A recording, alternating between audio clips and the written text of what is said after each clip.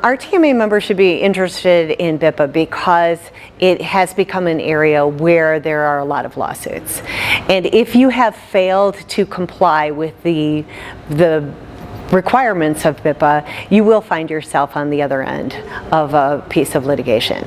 What they need to do in particular is they need to have a publicly available policy that is potentially put up on their website that basically explains what they are doing in terms of retaining documents and how they are destroying it.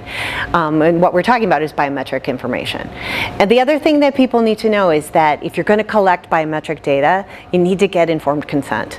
So you need to provide your employee with information about what you're gathering, why you're gathering it, and how you're going to store it, and then make sure that they sign off on it. And this has to be done before collection.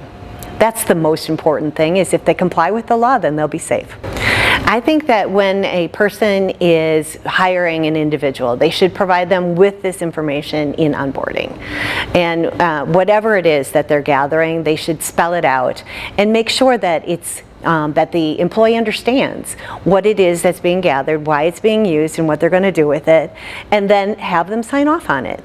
It's very simple to comply, and it's necessary in order to comply with the law, and also it's important because biometrics are important information. They're used to identify an individual. We want to protect that information.